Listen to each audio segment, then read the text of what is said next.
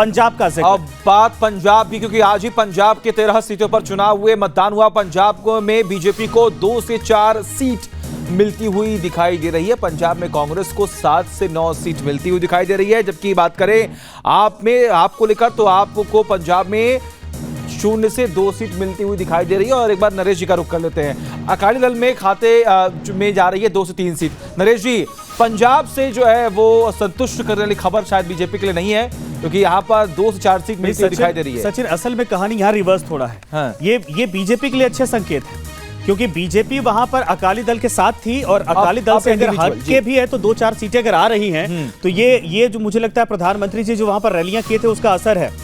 बंसल साहब, अच्छे संकेत हैं क्या ये पंजाब से, या और ज्यादा उम्मीद आप लोगों ने की थी?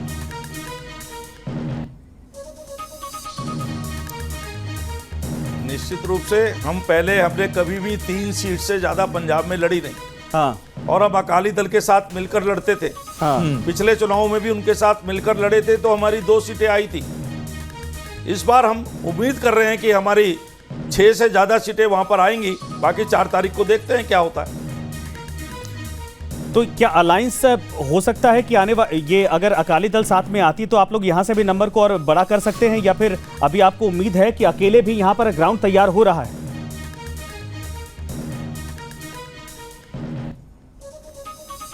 निश्चित रूप से अगर हमारी 6 सीटें आती हैं, हाँ। अकेले लड़कर के आती हैं, हाँ। और लोगों का विश्वास हम पर और मोदी जी पर है, भारतीय जनता पार्टी पर है, हाँ। क्योंकि सारी पार्टियों को बाकी को देख चुके हैं। हाँ।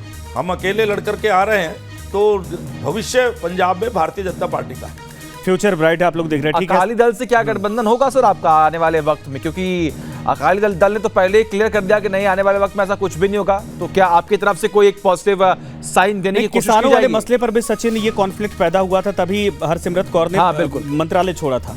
उसके बाद क्या सब कुछ अब रजामंदी होती दिखाई दे रही है सर, अगर आगे जरूरत पड़ती है आपको तो?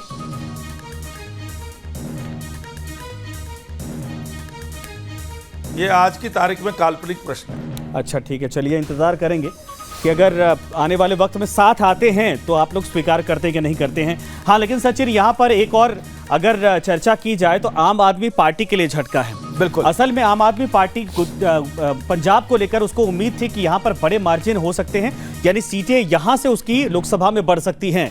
लेकिन यहाँ कांग्रेस बेहतर कर रही है आम आदमी पार्टी की तुलना में, जहां पर आम आदमी पार्टी की सरकार है, और यही एक कारण था कि अरविंद केजरीवाल की पार्टी ने यहां पर समझौता नहीं किया था। और मुझको याद है कि अरविंद केजरीवाल जब पंजाब गए थे तो उन्होंने कहा था, इस बात का जिक्र भी किया था कि आपने विधानसभा में तो हमें मजबूत किया, अब हमें आप लोकसभा में मजबूत कीजिए, क्योंकि हम चाहते हैं कि हम विपक्ष के तौर पर आपके मुद्दों को लोकसभा में उठा सकें। लेकिन शायद वो अपील जो है उनकी वो कामयाब नहीं हो पाई। और ये पहला राज्य कांग्रेस के लिए मुझे लग रहा है थोड़ी सुकून देने वाला आया है कि जहां से 7 से 9 सीटों के आसपास आ रही है, वरना हर जगह बहुत बुरे हालात इस वक्त दिखाई दे रहे हैं। लेकिन हाँ, भारतीय जनता पार्टी को लेकर बहुत अच्छी खबर है, जैसा कि बंसल साहब ने कहा कि अगर हम 3 सीटों पर आ रहे हैं, पहले 3 सीटों पर ही लड़े थे, बिल्कुल, अगर 3 सीटों पर हम जीत हासिल कर रहे हैं तो ये आने वाले वक्त में पंजाब में भारतीय जनता पार्टी का काडर तैयार होने की स्थिति पैदा कर रही है। कांग्रेस की बात अगर हो रही है तो कैप्टन अमरिंदर सिंह का भी जिक्र होना बहुत जरूरी। जब तक वो थे तब तक कांग्रेस बहुत मजबूत थी पंजाब में, लेकिन जैसे ही वो अलग हुई, वो भी नाराजगी का दौर हमने देखा था। कहीं अमरिंदर सिंह का असर तो नहीं है? एक बार सवाल लेते हैं ये। बिल्कुल बिल्कुल।